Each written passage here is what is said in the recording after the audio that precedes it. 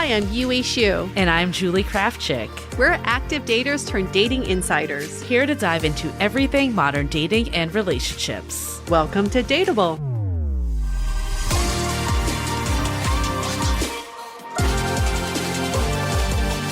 Hello, friends. Welcome back to another episode of Dateable. I don't like to pick favorites, but we do have one of our favorite guests back for the third time. He's tied with one other guest, Dr. Alexandra Solomon, but he's our only third timer outside of her. And I'm sure everyone's wondering who is this third timer. His name is Paul Eastwick. Remember him from one of your favorite episodes, The Science of Attraction? He is a professor of psychology at UC Davis, where he heads up the Attraction and Relationships Research Lab. Sounds like a dream job for many of us. His research and writing has been featured in outlets like the New York Times, The Atlantic, NPR, and Scientific American Mind. And he also hosts the popular podcast Love Factually with his long-term colleague Eli Finkel, and we had the two of them on as well, where they analyze rom-coms and romantic drama from the perspective of relationship science. And we have Paul back today to discuss his new book, Bonded by Evolution, The New Science of Love and Connection. And in this episode, we're going to debunk myths about attraction, long-term connection, and partnering that are backed by science.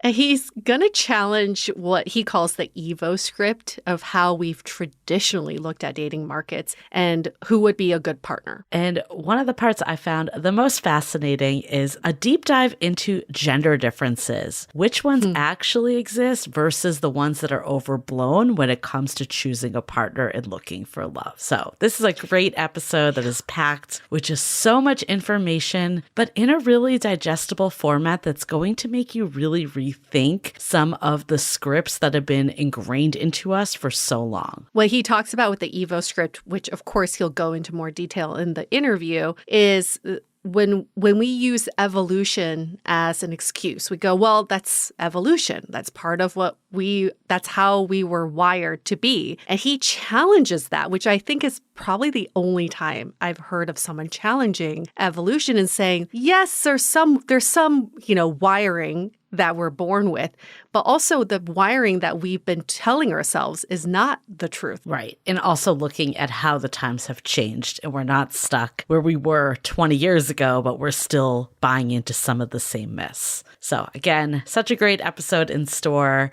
We are excited to bring it to you. And if you want to just really dive more into dating and what's going on in your own mind, have you tried our AI-enabled dating coach app? It is fabulous. It really is. It continues to blow my mind. And we've gotten so many great messages about how helpful it's been to have someone that keeps them accountable, that really tailors the dating journey based on your own experience. So again, I am just blown away what is possible with this technology. And we really hope that you all check it out. It's actually, you could do a 7-day trial as well to make sure it's a good fit for you. So there's really nothing to lose. I'll give you one example. I'm in a relationship, but I still use the app because sometimes, you know what, you just need kind of like a third party to tell you like it is. And I was having this challenge in my relationship and I asked the question, and the challenge was really like, am I thinking about this the right way? And the app, because through your interactions with it, will learn about you, coupled with all of the knowledge that we fed it through our 10 plus years of doing this podcast, it came back with a page of things to consider that I had never considered before. It was just like such a fresh way to look at my relationship, but also the way I thought about relationships. So I'm just sharing that. I don't want to go into personal details, but I even find the app very useful as someone in a relationship. Love it. It really is just such incredible technology. So check it out, studio.com/dateable. Awesome. Well, we are so excited to get into it with Paul. But before, let's hear a message from our sponsors. We talk a lot on Dateable about being present in dating, but let's be real. That's hard when your phone is basically a third wheel. Enter Brick. Brick is a simple device that helps you put your phone down when you actually want to be in the moment. You just pair your phone to Brick and it locks you out of distracting apps, and suddenly you're not doom scrolling while your date is telling a story about their childhood dog. Whether you're on a first date, having a real conversation, or just trying to stop checking your phone every 30 seconds, Brick creates boundaries with your tech without asking you to delete everything or go full digital detox.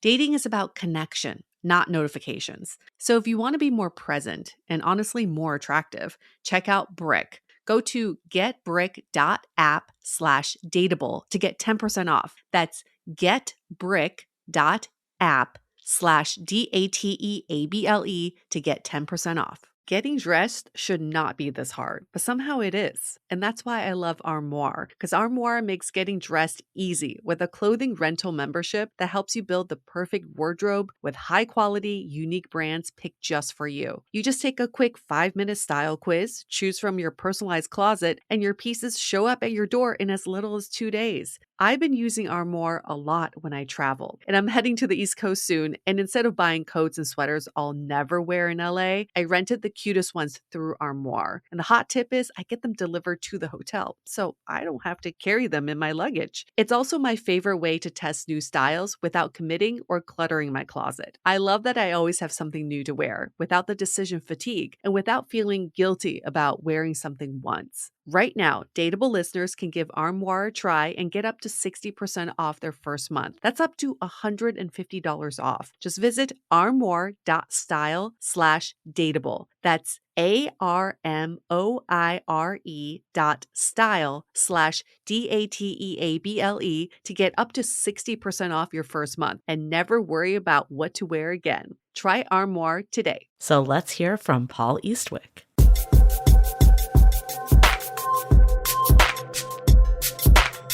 Mr. Paul Eastwick, I feel like you're our co-host at this point. Our third returning so time. Excited. Yes, 3-timers. How many other folks have you had on 3 times? You're tied. All right. You are tied. All right. You got to do it one more time to beat her. I'm so excited. It's a competition now. That rare pantheon. I'm delighted to be here. Dr. Alexandra Solomon. I don't know if you're familiar exactly. with her work. Okay. So Good company. also Good respectable. company. Yeah. Yes, and you two Yeah. should just come on for your 4th appearance. Oh, that'd be fun, actually. That would be actually really fun, like a panel. Yeah. But I swear, every time you come on our show, you debunk some conventional thinking that I've believed for all my life. And those are like these mic drop moments our listeners cannot miss. And this conversation is not going to be any different because you just released a new book. Congrats on the new book. Thank you. Thank you. Bonded by Evolution, The New Science of Love and Connection, which is out now. But also, there are so many moments in this book that I was telling you before we started recording. Julie and I were like, where do we even start? Yeah, there's a lot. Yeah.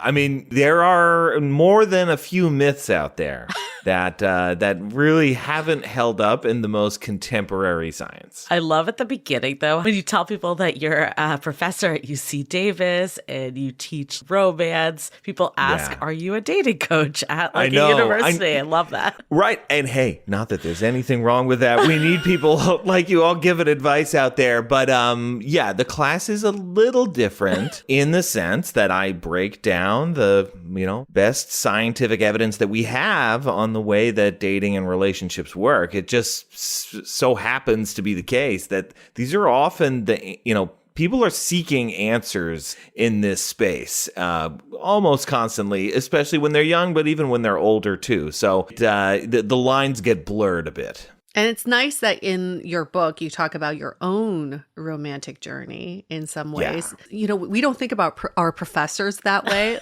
I know, right? It's weird. But it's cool to know, this professor, he's human. He's gone through life. Yeah.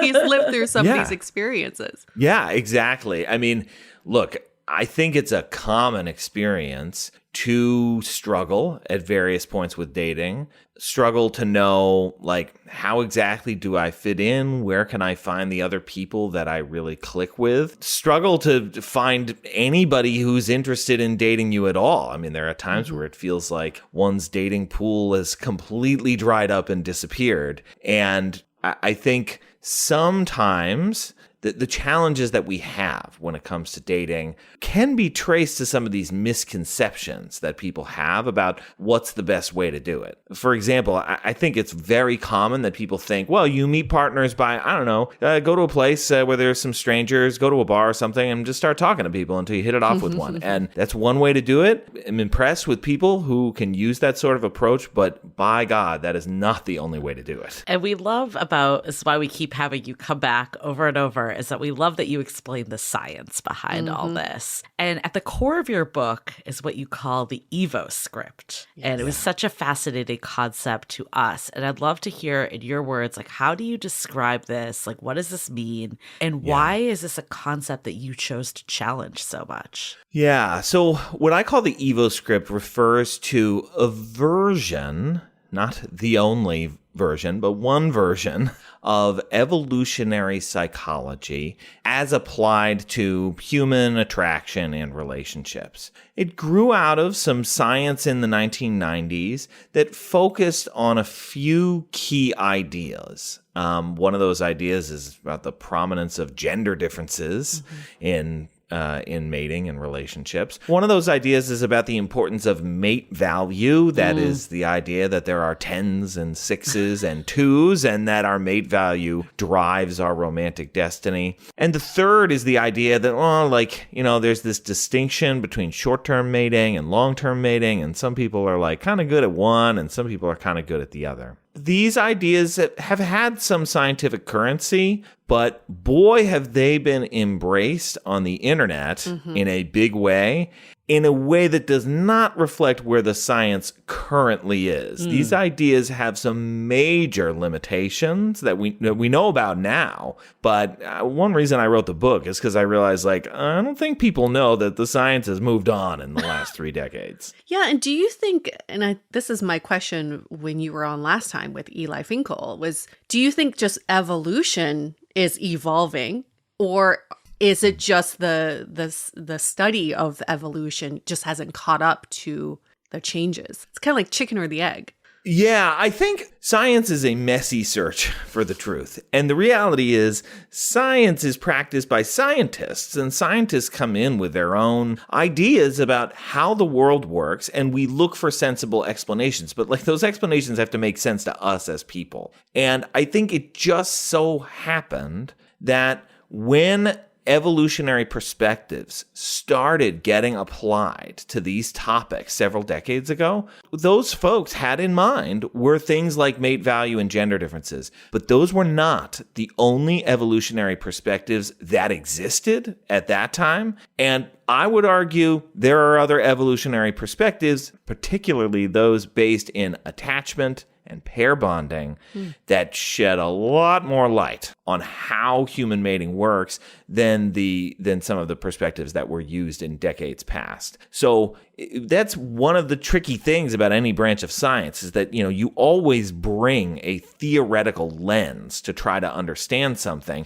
and maybe it works for you for a little while, but sometimes we miss other things by neglecting other lenses. And part of what I've been trying to do out here is make the case that if we instead begin with the assumption that humans evolved to bond, that we are creatures who attach to each other, wow, does the whole process of attraction and close relationships, it just looks so different.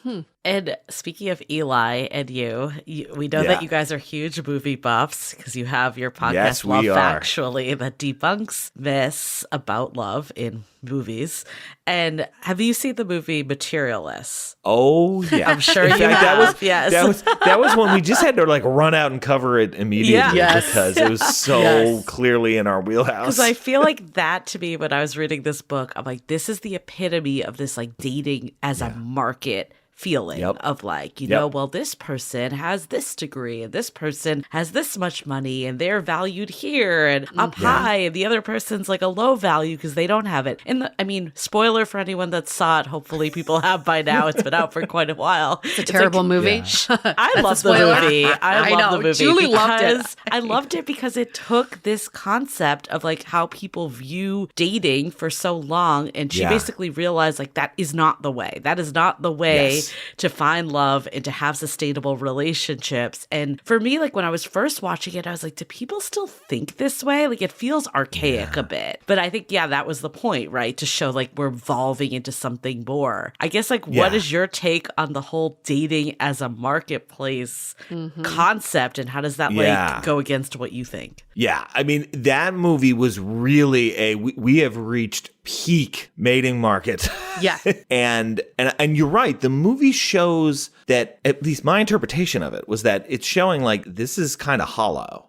This feels awful to everybody. By the way, that was not the only take that existed. There were a lot of people who saw this movie and they were like, yep, why'd she settle? That's why it was so polarizing. And that, I agree with you, is why I loved it, because I felt it like shined cultural moment. But very polarizing movie. Yes. So my general sense is that we as a culture, and until recently, we as a science, really overestimated the importance, the centrality of markets, okay? The centrality of some people are more valuable than others. I'm not saying that these concepts don't exist, and I'm not saying that they're not useful sometimes, but we have gone way overboard. What I'll say about their usefulness is that when people meet for the first time, so imagine being at a bar and sort of looking around the room and sizing people up. People do reach agreement about who's a 10 and who's a 6 and who's a 2, okay? People tend to focus on things that they can see clearly, like attractiveness, and they will kind of sort into something that looks like a market. But I just want to be very clear that this is most prominent in settings among strangers where people are meeting each other for the first time. And it sort of goes without saying, although sometimes we forget, but it sort of goes without saying, like, hitting on strangers is not the only way. Right. It's almost like, to me, it's like standardized testing. You have to group people in some way to know that if they fit into like whatever the requirements of the school are. So on first glance at a bar, we see that marketplace. But you're saying in this book that throughout as time passes, the marketplace reaches less consensus. Can you explain what that means? That's right. Yes. Okay. And I think this is really key. It's really key, especially when you're using an evolutionary lens, because when you think back to the environment in which humans evolved, we didn't evolve in these large marketplaces. We were going around evaluating strangers. We evolved in these small groups. Yeah. Small groups, maybe 50 people. There might be a couple other groups of that size nearby that you'd run into from time to time. And that's everybody. So if we're talking people that are like kind of your age, your preferred gender, this is a small number of people. But you are going to have the luxury of getting to know these people over healthy stretches of time. And of course, there are many contexts in the present day that afford us the ability to get to know people over time, right? I mean, just any kind of like workplace or school setting, and those are classic examples, but there's a million other activities that people engage in where they run into the same people over and over again, where they don't have the opportunity to opt out like they might at a bar or meeting somebody at a party. What we see in our research is that if you keep asking people to make judgments of even something that seems as basic as somebody else's physical attractiveness, as people get to know each other, they start disagreeing more and more, okay? So at first, everybody kind of agrees that I'm a 6. Okay, that's like okay for me, and I'll do okay if I try to pick somebody up in that setting when people are first meeting me. But as people get to know me better, okay, maybe like on average, people still think I'm a 6, but now somebody like thinks I'm a 9. And somebody thinks I'm a 4. Right. Okay. So there's spread there.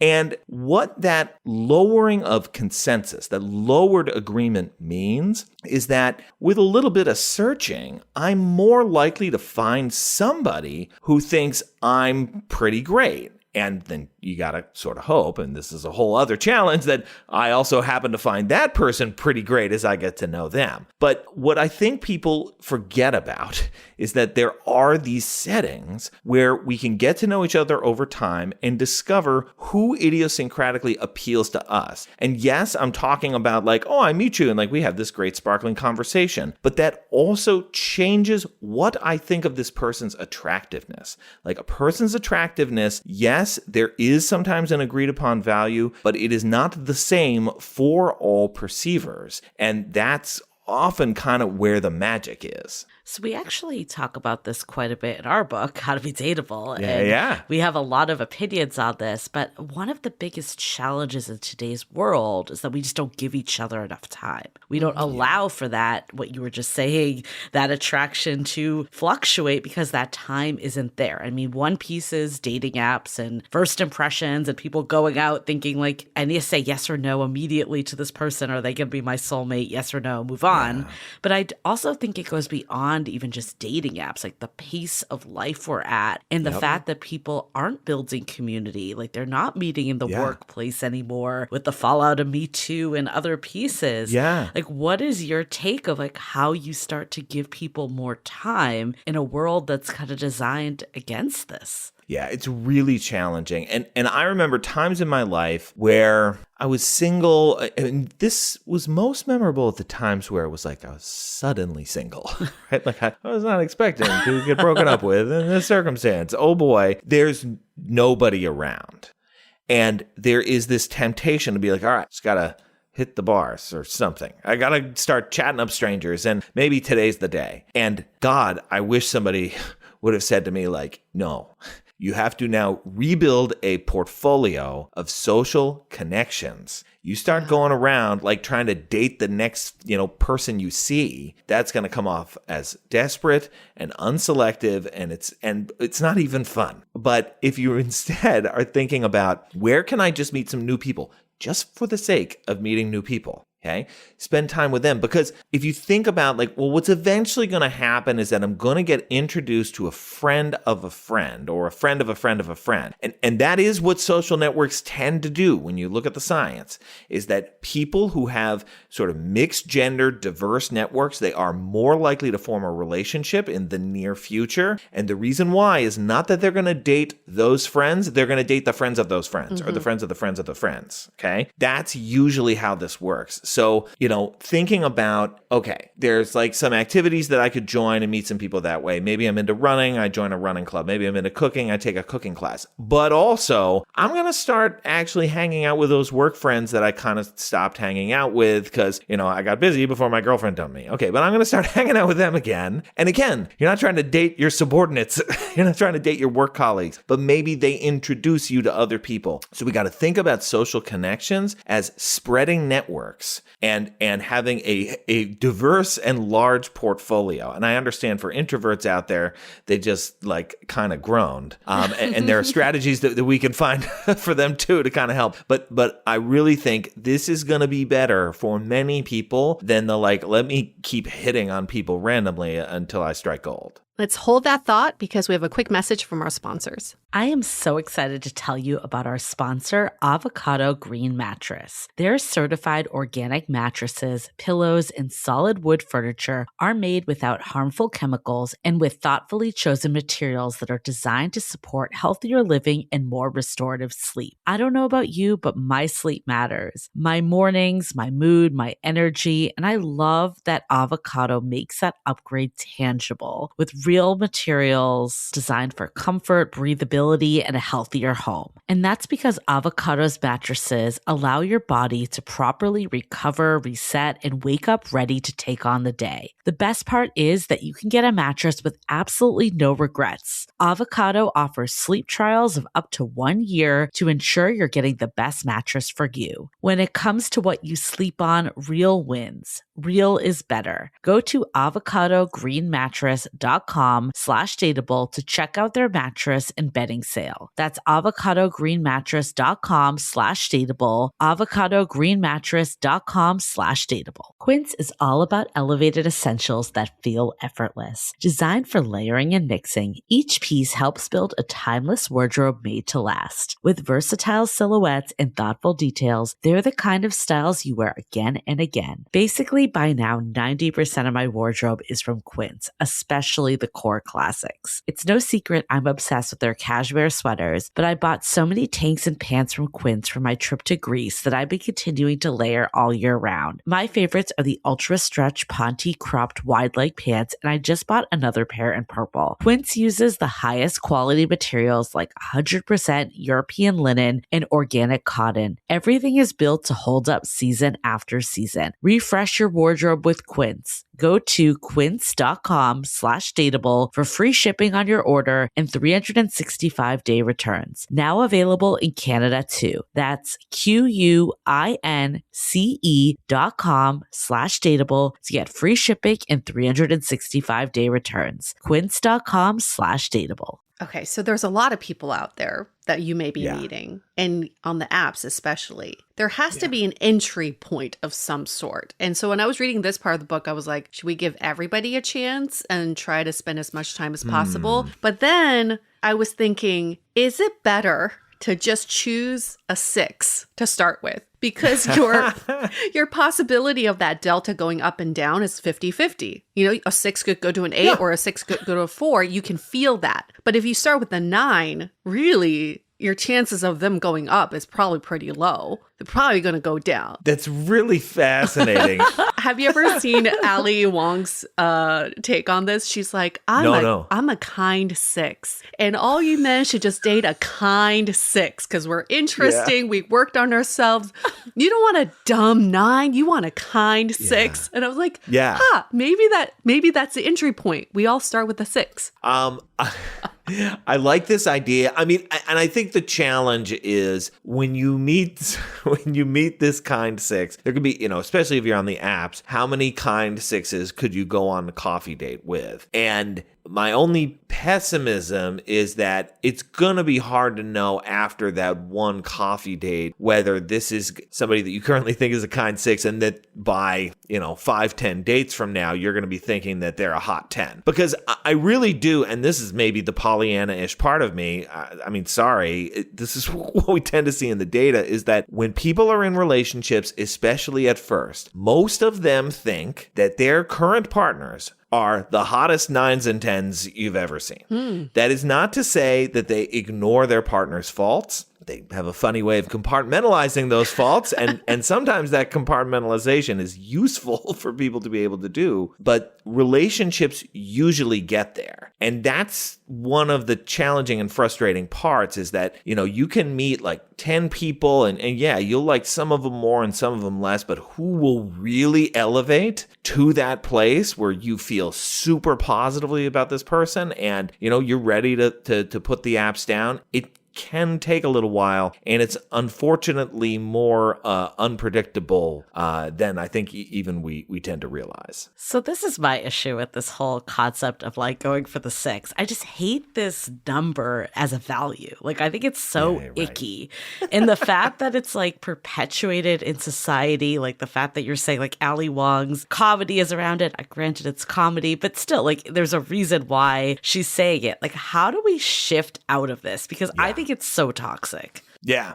Well, here's a couple numbers that at least I find useful for thinking about this. If I ask you here's some guy. Okay, I need you to rate, is this guy hot or not? And you've never met him before. The odds that you are going to agree, hot or not, it's like 65%. So even then, there is a healthy amount of disagreement in how we feel about people when we initially meet them. So calling somebody a 6 just erases all of that other true variability and attraction that's happening. When we look over time at how people start to feel, as they get to know each other more. And now here's a guy, you've known him for, several months.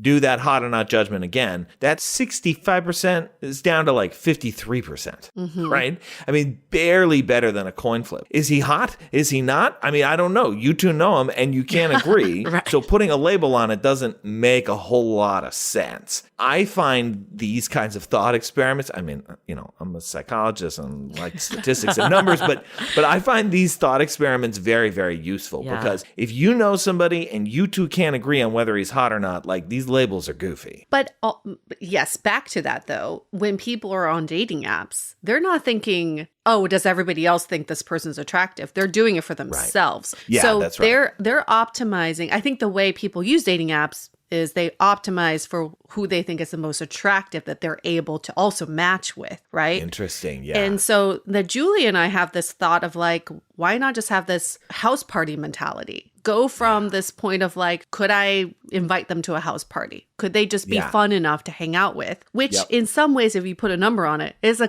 6. Like it's a, you know, middle of the road, right? You're getting rid of I see what you mean. nose. Like, and like, I'm attracted enough to this person. Yeah.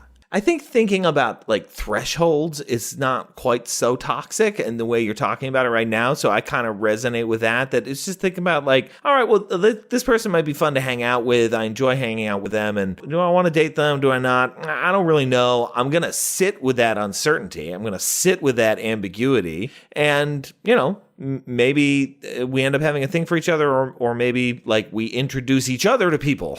And that's all great too. I mean, when you imagine yourself as like entering a world of networking and matchmaking and, hey, maybe she's not for you, but you're going to be able to introduce her to somebody. Like, I don't know, like, boy, does it help to be able to embrace that whole milieu. It makes the whole thing feel more fun and like a lot less daunting and a hell of a lot less competitive. I actually think our attractive enough mentality is in line with what you're saying because it's, yes, of course you can introduce them to other people too. Yeah. But our take is match with them, start talking to them if you're attracted enough, and then see through the conversation in subsequent times how you're feeling. Because the reality is, especially on like dating apps, like someone can look amazing in their photo and then they show up and it's a totally different experience and vice versa.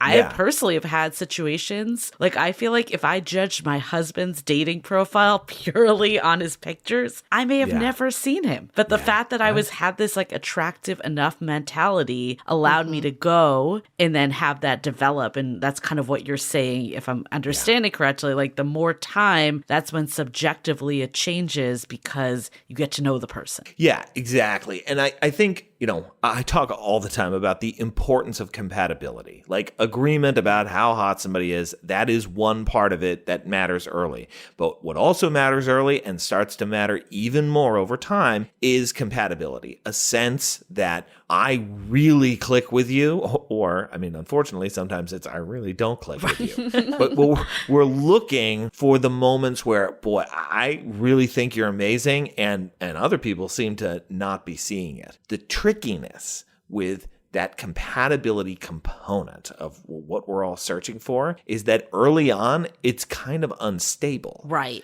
Yeah. So you got to get through it, right? To get there. Yeah. Right. The first impression, I don't know, you might be a little uncertain, a little middling, and maybe the second one is just okay, but then the third one really hits. And it takes a little while for people's impressions to stabilize. Like, look, you know, I've been with my current partner for about 10 years now, 10 years plus 1 day. My impression isn't going to be that different than it is today. But boy, the difference between impression on, you know, day 1 and day 2 and day 3 of getting to know a new person, boy, can that change a lot. So again, it's like you got to embrace the ambiguity, but you got to give people more than one shot because it's going to change, maybe for the worse, but also maybe for the better. See, the maybe is a yes mentality is backed by science. Yeah. Just keep going. I mean, it's a hard maybe. Absolutely. It's a hard maybe. I mean, of course, like if it's a hell no, don't keep going on dates with this person. But like, if it's a maybe, if you're feeling like I think the second date default is really good because people just show up, especially on that first date, really awkwardly. But I can hear people, you know, in the audience listening, just being like, okay, like I get it, attraction over time, maybe not as important, but people that are deemed more attractive still have the upper hand in getting these matches to begin with. Like they're getting more people in their pipeline. Do you agree with this or disagree with this? I think they do through these means, right? If you're online dating, yes, attractive people are going to have a bigger pipeline. If you're meeting people at bars or I guess like parties with strangers, I actually don't go to many of those.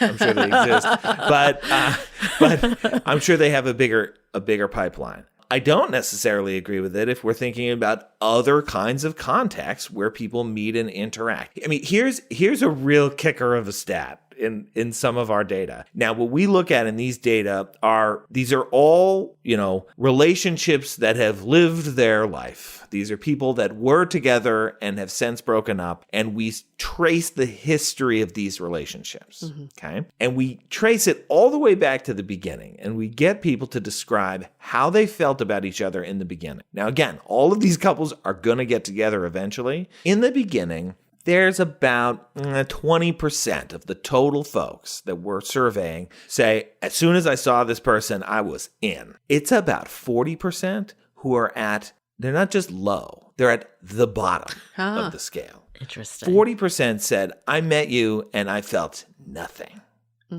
And again, these will go on to be full-fledged, fairly long-lasting dating relationships. Those are people that you met and you did not inspire.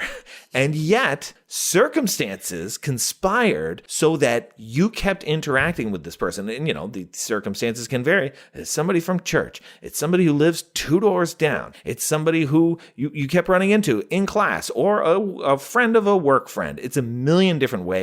But because you had those opportunities to keep meeting, you grew on them. So in these contexts, it's not that attractive people have no advantage here. It's just greatly reduced compared to the, like, you know, I'm swiping and I'm building a whole set of coffee dates for myself for the next month. It's just like a different mentality for how we can approach this. So I actually feel like this happened to me with my partner, even though we met on a dating app. And I do believe that you can be in this mentality on dating apps. You have to train yourself. It's not inherently how they work. I think for me, a big piece of it too is we met over COVID, and there was just like this less romantic barrier happening to begin with. Like you didn't have the physical touch. I wasn't expecting like a kiss or a makeout or anything. Like I was just kind of going in this mentality of just like meeting another person. So that also helped.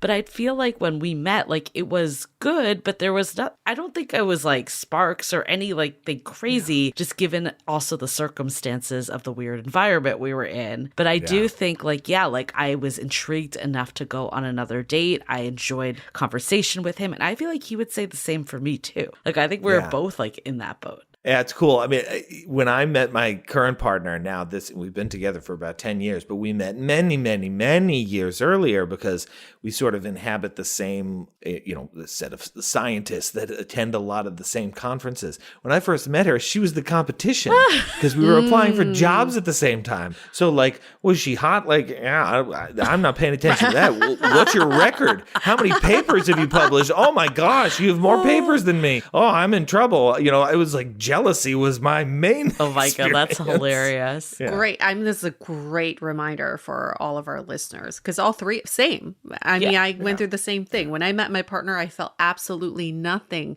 because contextually, he was on the panel of the job I was interviewing for. Like, there's no way I could feel anything for that. Right. But time and time again, the universe put him back into my life. And 5 years later, I had to think, there may be a reason for this, that I'm getting all this FaceTime with this person again and again. Like, I think so many times we think we need all these options. And that's why we give this excuse of how we started this part of the conversation is attractive people have all these options to them, but that doesn't translate into successful dating. It just means they have more options up front. Exactly. Maybe this is the Evo script also, but I feel like there's I could hear people listening to this and being like, well, I want someone that's immediately attracted to me. And I feel like I even got into this mode a little too. I guess society has told you, maybe for women more even, there's this element of the chase for men. Again, these are all very societally stereotypes. But I feel like for women, we've been told this person, you want someone that desires you and is all in. Yes. So if you hear oh, they were a 40% when they first met you. Yeah. That's not romantic. No, it doesn't feel good. But how do people change that to be that's okay? That's just the baseline, and a relationship can grow from that. Yeah, I mean, other bits of data we see out there, to some extent, online dating, what it's done to us, have we all do we all have Stockholm syndrome about the whole thing? Yeah. Because if you survey people, and there are surveys that do this, and you ask them, hey, how would you like to meet your next romantic partner? Would you like to meet them through a dating app, or would you like to meet them through friends and acquaintances? That's going to be 2% of people who say dating app and 70% who say friends and acquaintances. We all think that this is better. I think the problem is just it's kind of hard. Yeah. I mean, the phone's right here, and I could be swiping away, and it feels good is not the right word. Addictive. I mean, it feels like a sugar high as you're swiping away and getting the pings. But it's hard to, write to your work colleagues and be like, hey, what's happening next Thursday? I mean, for God's sake, it's next Thursday, and then I got to hang out with people.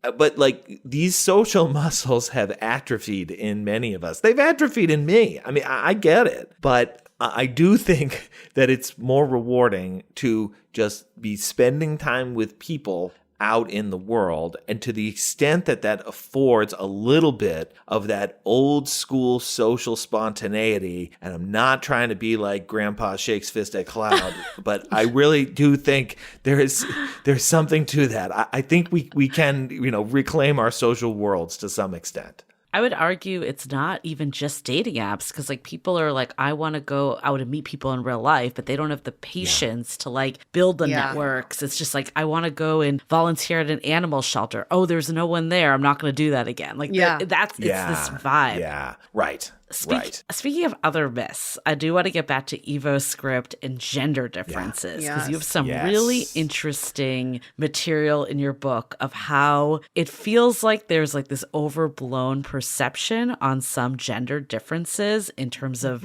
attraction. Can you share more of what your findings actually look like? Yeah, I mean, what I like to point out is that in the contemporary research, when we look at what men and women actually want, either in attraction settings and certainly when they're in close relationships, they really want the same things out of a partner and out of those relationships, even if they tell you otherwise. And this was some of the first research that we did in this space, where we wanted to see, when people meet each other for the first time, we ran a bunch of speed dating events back in the day, and we wanted to see, attributes like earning potential or attractiveness, that we've been talking about.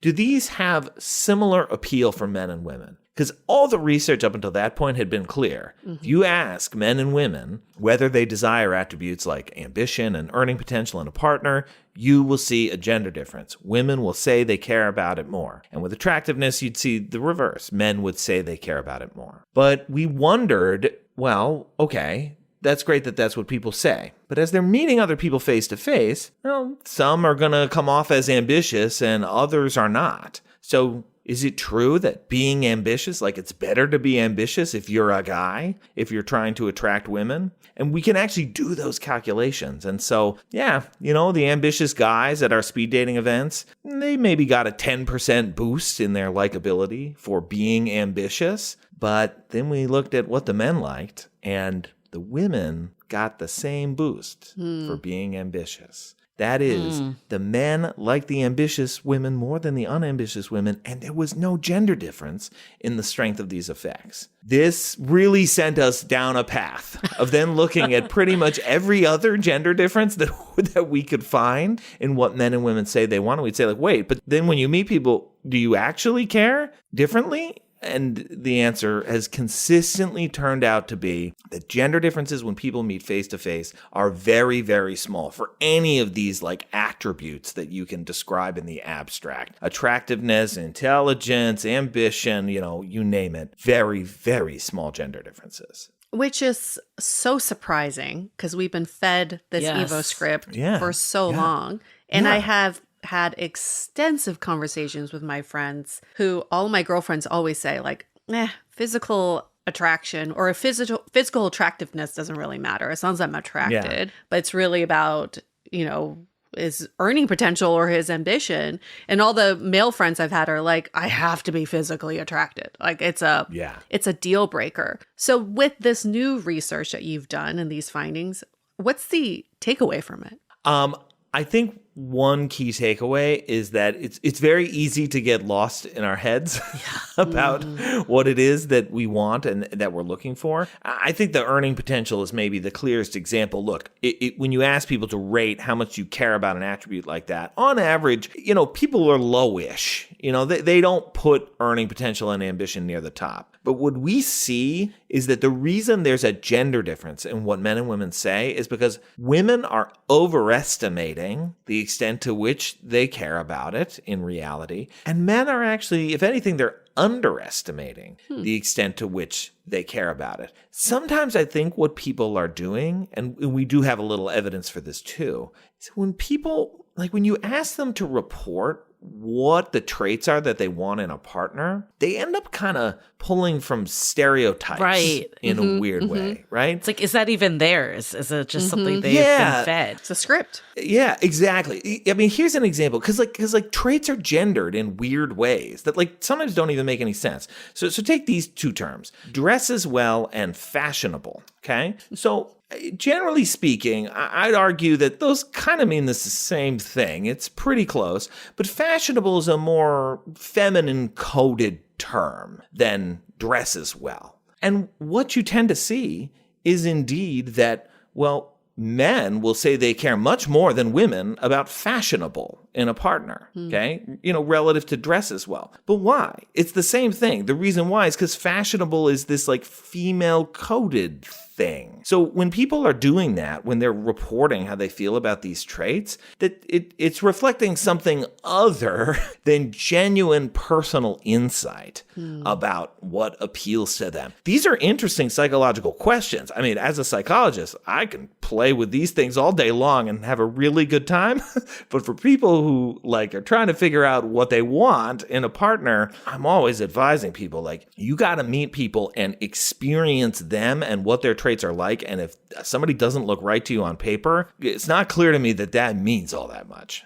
It's really interesting because we actually have an upcoming guest that's a friend of ours that is very stuck on this fact that he like doesn't earn enough, even though that's something that Yue and I have never once thought about him. So to me, that's like, this is something in your head and like that's what he thinks is getting in his way. So I could also see it of like what you're looking for getting real, but also like, is it holding you back that you think this is more of a problem than it actually is? Yeah, I mean, especially on the earnings side, I don't even know what to say. The associations of earnings with whether people are initially attracted to you, very close to zero. The association of earnings with like, is this person happy in a relationship with you? Very close to zero. I mean, the only thing I can point to is that if you look at longer term relationships in high SES context, so now I'm talking about the whole thing, not just your personal income, but like, do you live in a safe neighborhood, etc. That matters for how people feel about their relationships because stress enters the relationship. So, I can point to the ways in which things like income might matter, but I don't know what to say. Like these experiences, they're just not in the data. That's so interesting. What about this concept of being, some people are suited for long term and some people are not? I, for years, thought I was just girlfriend material, not wife material. And I've actually been told that. But you're actually debunking that whole thought. Paul just Please, got defeated. tell us. Oh my God. Yeah. I mean, oh boy. Yeah, there's a lot to unpack. But yes, this is a common trope that people articulate all the time. I mean, online, it gets really nasty, right? Alphas and betas and the whole lot. This, I think, can be traced to a distinction, and you see it in the science too, between, okay, you got your flings over here, and that's like one kind of relationship, and it's sexy and it's kind of fun, but you're like not taking it all that seriously. And then on the other hand, you've got the long-term thing. It's very stable and it's very warm, and like it's also kind of boring, and you know, you can introduce these guys to your parents, but you know, you probably wouldn't have dated them in college. Okay, we got to step back because there's a lot here that is an absolute mess. So the assumption here that some people are good at one or the other, as if you reside on some sort of slider. The box between theory. Good, yeah, right. Okay, yes. You fit in one box or the other. I cannot begin to tell you how this fails spectacularly in the data. Because, I mean, and again, this shocks a lot of people. There are predictors out there that it will, you know, sort of indicate that you're more likely to have short-term relationships. I mean, people who are higher in attractiveness or people who are very confident or have good social skills, they will have more sex partners over the course of their lives. They'll have more dating partners, etc. All of those things they have going for them, it's no more or less likely that they're going to have good long-term relationships. Their relationships kind of look the same as everybody else's. They get more at-bats, okay? And again, this goes to some of the stuff we talked about earlier, that they get more at-bats because if they're meeting strangers and they're meeting people on apps, et cetera, well, yes, they're going to have more opportunities. So that is true. But there's no like long-term costs. We see it on the other side too, okay? You find the guys who are very warm and very friendly and very sensitive. They don't have fewer sex partners. This is the same as everybody else. There's no cost to them being nice guys. Some have lots of sex partners, some have very few. It's just unrelated. All right. So we can at least get to a space where we think about, all right, you know, how much you like and pursue and are quote unquote good at short-term relationships independent from long-term relationships. But I'd even argue that that doesn't go far enough to pull these ideas apart, because we're still stuck in the idea that these are two different kinds of relationships and that people can pursue one or the other. When the reality is, it's more useful to think about relationships as arcs or trajectories where some of them just kind of sputter because they don't have a lot going for them, and those might be flings, and some have a ton going for them and they end up being long-term, and there's a million possibilities in between. When you think about relationships that way, I find the whole thing to be a lot less demoralizing, at least from a personal perspective. Like, oh, I'm not good at this. Like, maybe this relationship didn't have a lot going for it. Maybe if I'm not super attractive, my number of at-bats are limited. But it's not like nobody's ever going to find me sexy. I'm just going to have fewer opportunities. So there's like a million myths wrapped up in this distinction, and it's really one of the worst ideas out there. I want to dive into this even more, but before we do, let's take a quick break to hear from our partners. Watching our loved ones age is one of life's toughest transitions. It can be stressful to take care of a loved one, and I've had many friends been really overwhelmed trying to balance work, their children, and the rest of life at the same time. If you don't know where to start, Care.com is here to help you breathe again. You can browse background checked in-home caregivers or explore local senior living communities. At Care.com, you'll find specialized support for everything from meal prep to support for loved ones with dementia, backed by real reviews from families just like yours. And Care.com has safety and hiring tools so you can hire with confidence. Or you can even get a senior care advisor plan and talk to a master's level social worker to build a personalized care plan for you. We're partnering with Care.com because it really really is an easier way to find help. For a limited time, go to care.com and use the code DATEABLE for 20% off your initial care.com subscription or a senior care advisor plan. That's DATEABLE, all one word. With care.com, start your senior care journey with confidence. I mean, I feel like there's this feeling that like you need all these opportunities to like get to the outcome, and that's just not true. Yeah. And I mean, yes, of course, like there's some truth of like you can't meet 0 people and then meet someone, but you don't need to be like going through all like numbers of tons of matches and spewing them out if like you can't have the skills after. I guess like this is the part I hear people saying though is like, okay, so you're telling me the F-boy that can't commit could be good in relationships. Right. And you have this quote in your book is like anyone can be a good or long-term partner depending on the context and circumstances. Is that saying like when he grows out of it or like what does that mean? Well, yeah. So here's the part that our hypothetical listener probably doesn't want to hear, which is it could be when he grows out of it. It could just be when he meets somebody else. And that's, I mean, and I hope that our hypothetical listener finds that a little freeing because it actually probably isn't about you, but it's also not really about him.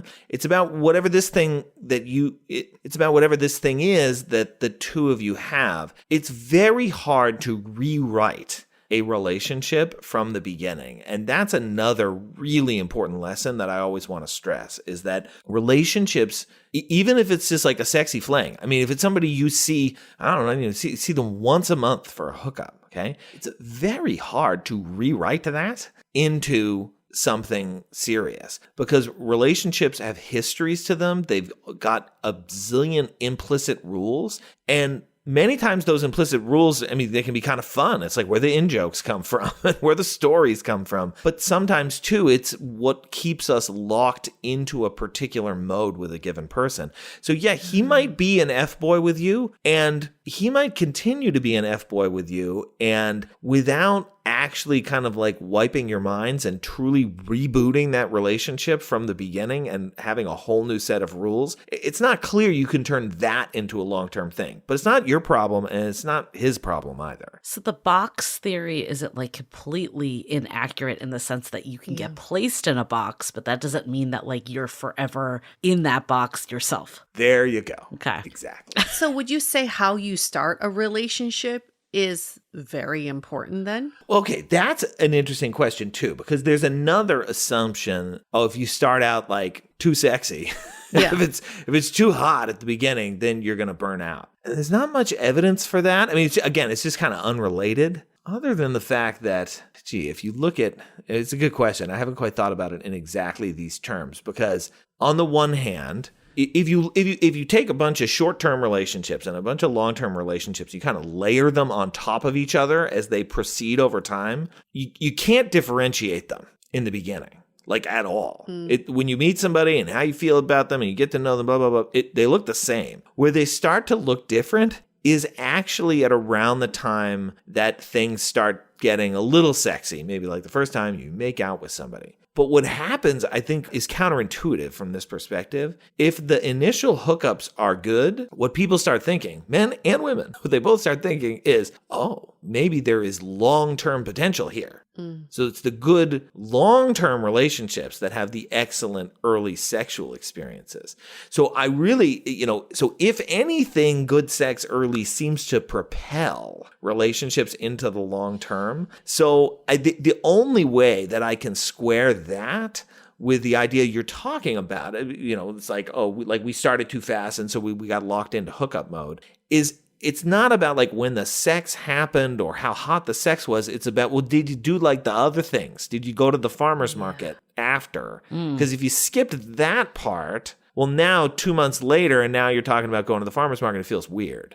So it's like missing ingredients rather than doing the sex too soon. That's the only way I can make this work. This is making sense. Let's see if I can talk about this. Yeah. So the story that's been fed to a lot of women is don't sleep with someone on a first date because they'll immediately put you in the hookup bucket. You can't be a girlfriend or wife after that. Okay, so we're saying no to that. But here's the thing. To that. Yeah. But from what you just said, it now makes sense. it's not the sleeping with someone on a first date. It's not the act of that's putting you in that hookup bucket. It's that most of the time, first time hookups are not fun. It's like not first time sex is always kind of awkward and not like mind blowing. Not always. Not always. Yes. No, but first time it sex, can be. but after getting to know someone and then maybe having connected sex could feel better than like the first time stranger sex.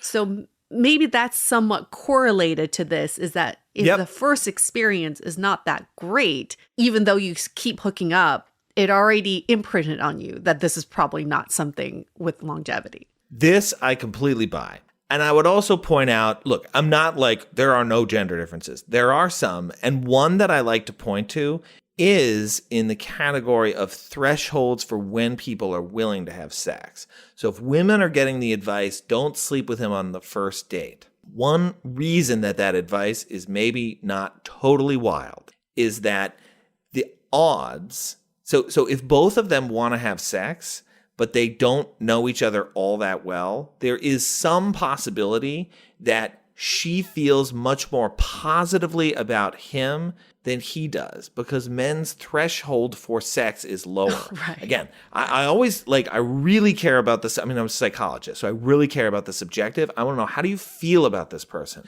So a guy can be like, you're 60 out of 100, I'd be happy to sleep with you. But a woman on average, it would be more like an 80, let's say. Okay? So you've got a mismatch in how people feel. So if that's what's happening, he doesn't really want to go to the farmer's market the next morning. So it could be good sex, and he just still doesn't feel like that drive. Right. So this is the thing, is like mismatches in how two people feel about each other. That's a challenge. If sex is like the only thing you're using to gauge that, that's a gauge that could differ by gender. And that's a useful sign there. So yeah, I like I had not thought about this before, but I like our farmer's market theory about when you sleep with somebody, okay? Know them well enough that you feel like there's a possibility, if this goes well, we'd like to go to the farmer's market the next morning. That if you can get to that point, then, you're not putting yourself in some sort of not wife material, not husband material box. So I want to talk about capacity for a relationship, because I have a strong opinion on this, and I want to see how it's backed up. Because I feel like I hear what you're saying with like anyone can be a good or long-term partner on the context and circumstances. But I look back on certain people I dated, and I think for years I had this idea of like, it's me, they'll find someone else, they'll move on. Kind of what you were saying is like one option. It could just be that you weren't the right fit, which is still an option, not discounting that. But I look at some of these people and they are still single 10 years later. Yes. And like nothing has really transpired. How do you explain that? Are some people just like not ever in the right context? Or it's a good question. And look, whenever we're, when we're analyzing data, we're always dealing in probabilities, and there will be some people, and probably many people, given how many people there are in the world, many people who either really would like to find a partner and struggle to do so, like you're saying, 5, 10, 15 years later, and other people who just kind of never seem to get their act together in the way you're describing. And I can think of a few people I've known like that too, or it's like, it's like a maturity thing or what have you. It's probably the second camp. They can probably find a partner. Yeah. It's like you can't find a way to stick with it. But here's the data that kind of blew my mind on this, and what really pushed me into the what it really matters what's going on in your own head for your own feelings about your relationships, but the characteristics of the partner, are there good partners to be with or bad partners to be with? What made me not so sure were these machine learning studies that my colleague, Dr. Samantha Joel, ran a few years ago. And what she did in these studies, so these are all couples. Now, so I got to start with that caveat, which is these are all people who have at least made it into some sort of dating relationship, and they're a part of these studies. What we do is we take everything you could possibly assess about a person, Okay, like what's my personality? What are my values? What are my attitudes? What's my family history? Absolutely everything under the sun. And you use all that information to predict how happy is my partner with me. And so if there are some people out there that just make for terrible long-term relationship partners, whatever it is, they're emotionally unstable, they're narcissistic, they're just general jerks. We should be able to see that. And it was stunning how small those effects are. They're not zero, but basically it's like 5% of why your partner feels the way that they do about you, whether good or bad. About 5% of that has to do with who you are in a stable and enduring way. That's just not all that much. And so it's for this, I mean, this really pushed me from a place of like, oh, you got to find the right person. If it's not the best person, it's like somebody that like got traits that are conducive for a long-term relationship. And I really went in the direction of, I think these things are like constructed. Right. And, That's fascinating. And so when I say like kind of anybody can be a good long-term relationship partner, what I mean by that is like for the people who do eventually get into some kind of dating relationship, like the tools are yours and you have the ability and the freedom to construct something that works for the two of you with the patterns and the rituals and the stories and the in-jokes and all of these other components that people set up.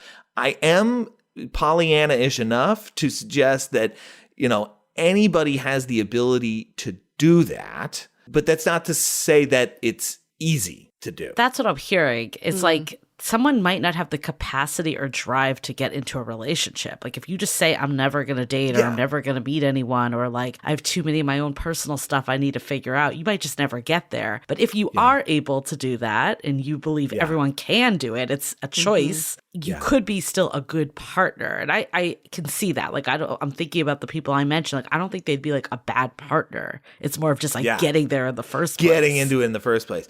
And I will absolutely note that one of the great black holes of research that we are trying to all fix is what is it like to be a single person or a person who's like single over the long term? We understand a little bit about what it's like to be single in between relationships, but more people choosing to be single these days. Right.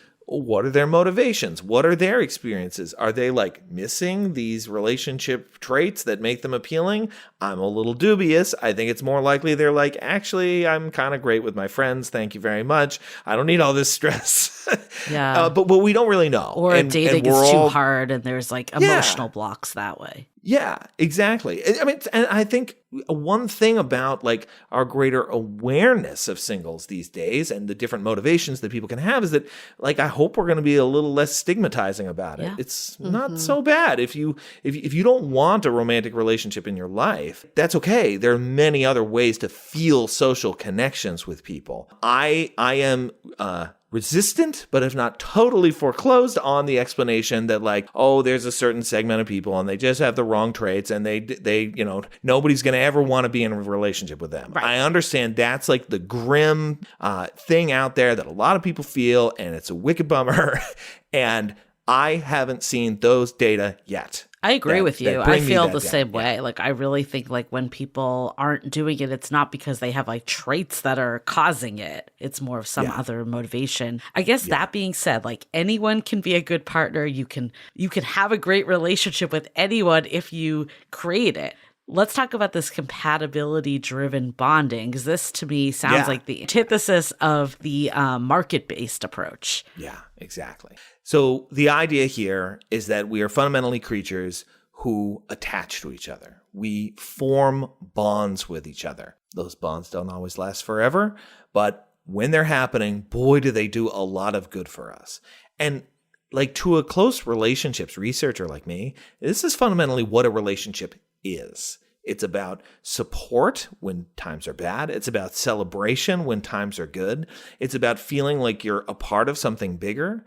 And when we were evolving, 100,000, 500,000, 1 to 2 million years ago, we faced challenges related to group living and investing heavily in dependent, very helpless offspring. Mm-hmm. And this is why these bonds became important. Not only because, okay, I feel like I'm a part of something important and I'm contributing to, our offspring together, but also I'm like contributing to this larger group that we're a part of. You can imagine the expanding social circles and how meaningful these were to people, because if you tried to go it alone on the savannah, you were toast. So these bonds are really the core things that make relationships what they are. And what we evolved to do is to form those bonds with the people who were around by trying to build, the sort of best functioning relationship that we could.